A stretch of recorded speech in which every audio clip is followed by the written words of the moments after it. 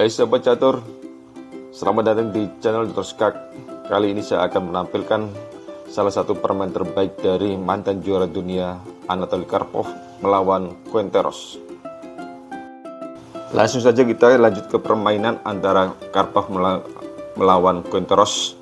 Karpov menjalankan E4, dijawab Quinteros C5, kuda F3, D6, D4, C makan D4, kuda makan D4, kuda F6, kuda C3, A6, gajah G5, E6, F4, menteri B6, dijawab Karpov dengan kuda B3. Bisa saja Karpov mengorbankan pion B2 dengan perkembangan yang lebih bagus untuk putih. Tetapi menurut beliau bahwa lanjutan ini lebih mudah penanganannya dan tidak terlalu ambil pusing dibandingkan dengan kalau beliau mengorbankan bidak B2. Dilanjutkan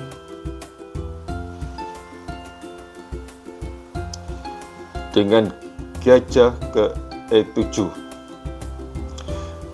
Jika menteri E3, menteri E2 makan, dan putih memiliki permainan akhir yang lebih baik.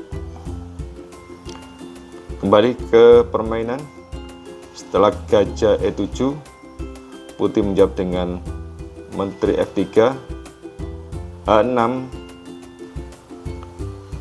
gajah H4, kuda BD7, rokade panjang, menteri kembali ke C7. Hitam menyiapkan B5 dan gajah B7. Putih melanjutkan gajah G3, B5, E5, gajah B7, menteri E2, D makan E5. Di sini sebetulnya hitam punya prospek yang lebih bagus jika hitam menjalankan dengan kuda ke D5. Ada 3 variasi setelah hitam menjalankan kuda D5. Yang pertama, E makan D5, kuda makan C3, D makan C7, kuda makan menteri skak, gajah makan E2, benteng C8, F5, dan E5 dengan posisi yang seimbang. Alternatif yang kedua adalah kuda makan D5, gajah makan D5,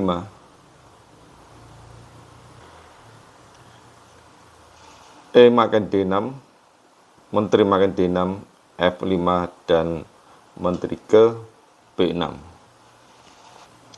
Variasi yang ketiga adalah kuda makan D5, gajah makan D5, dilanjutkan oleh pengorbanan benteng. Jawab hitam E makan D5, E6, kuda F6, lalu E makan F7 skak, makan menteri F3 dengan rencana diikuti gajah ke D3 dan gajah ke F2 serta serangan pion di sayap raja, yaitu dengan menjalankan G4 maupun H4. Tapi konsekuensi dari pengorbanan ini sangat sulit untuk diperhitungkan.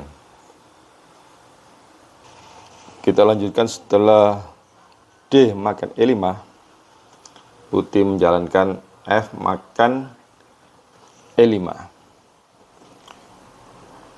Kuda hitam terpaksa mundur ke H7. Bagaimana jika hitam menjalankan kuda D5? Maka ini sangat tidak mengenakan bagi hitam, yaitu kuda makan D5, gajah makan D5, benteng makan D5, E makan D5, dan E6 mengancam menteri sekaligus mengancam kuda di D7. Otomatis posisi lebih bagus buat putih.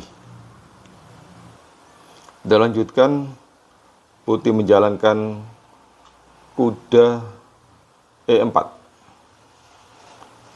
gajah G5. Jika hitam menjalankan rokade, maka kuda F6, gajah makan G makan F6, E makan F6, menteri C4, menteri makan C4, B makan C4, kuda A5 dengan keuntungan jelas bagi putih. Tapi setelah kuda makan F6, kuda B7, menurut saya ini adalah seimbang.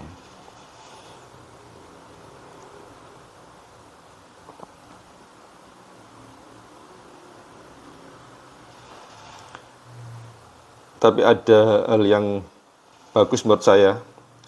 Jadi pada langkah ke-19 tidak seharusnya menteri makan C4 ya. Tapi ada langkah yang lebih bagus, yaitu benteng makan D7. Jika makan, maka benteng makan B7. Dengan posisi seperti ini, putih lebih unggul karena dia memiliki 3 perwira, benteng 2 dengan kuda dan gajah 2, dibandingkan dengan hitam benteng 2, gajah dan kuda. Di sini putih unggul 1 perwira, yaitu gajah. Kita lanjutkan, setelah gajah ke G5 skak, raja ke B1, rokade H4,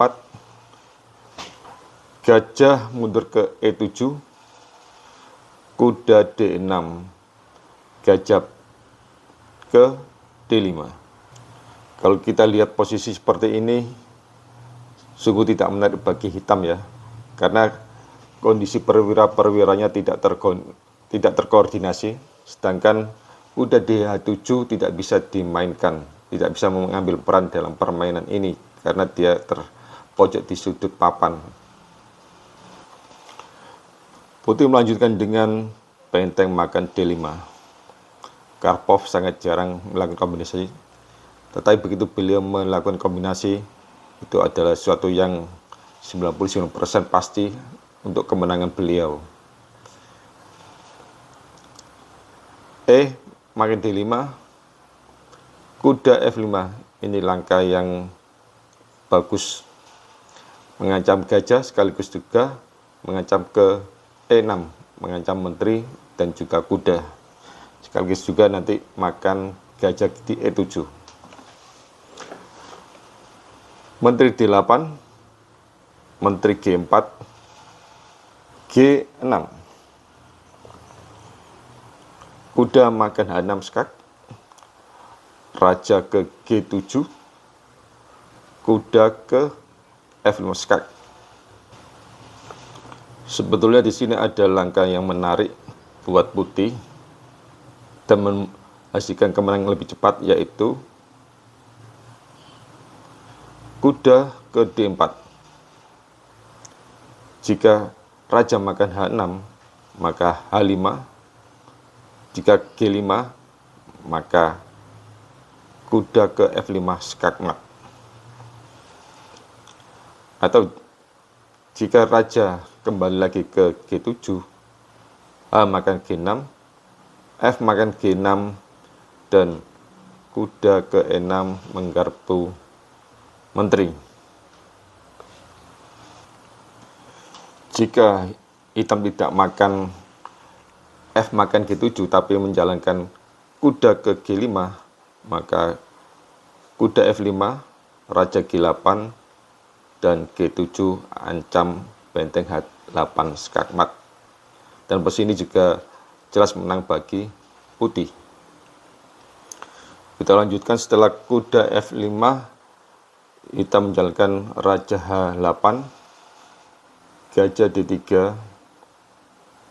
benteng ke G8. Kenapa hitam tidak menjalankan G makan F6, F5? Karena itu akan menjadikan dia akan kena mat.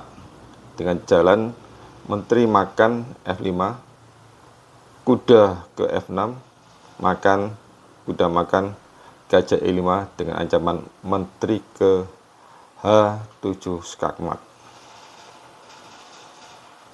Kembali ke permainan, setelah hitam menjalankan benteng ke G8, putih menjawab kuda ke H6,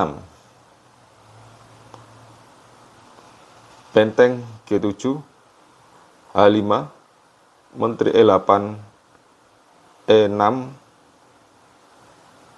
kuda D F6, E makan F7, menteri D8, menteri D4. Ada alternatif lain yang bisa dijalankan oleh putih dan yang sangat menarik, tapi di sini Karpov perhitungannya lebih ke yang aman dan lebih meyakinkan bagi beliau. Apa itu untuk alternatif yang menarik? Penerusan yang menarik, jika menteri F8 bukan ke D8, tapi kalau menteri ke F8, maka putih bisa melanjutkan dengan H makan G6, pengorbanan menteri, ya. Ini menarik di sini. Kuda makan G4, gajah D6, kuda F6, gajah makan G3, kuda makan H7, menteri D6, kuda F6 skak, gajah H2 nutup, dan kuda E8. Jika H makan G6, maka gajah makan G6, dan ancamannya nanti adalah benteng makan gajah sekaligus F7 ke F8 jadi menteri dan skakmat. Kita lanjutkan ke permain aslinya. Setelah menteri ke D8, putih menjawab dengan menteri ke D4.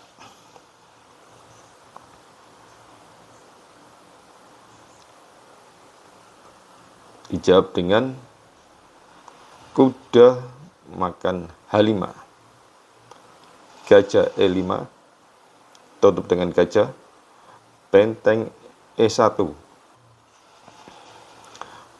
makan, benteng makan, kuda ke F6, G4, menteri ke F8, G5, kuda E4, gajah makan E4, D makan E4, menteri makan E4, dengan mengancam benteng ke E8. Untuk itu, hitam menjawab dengan benteng makan F7.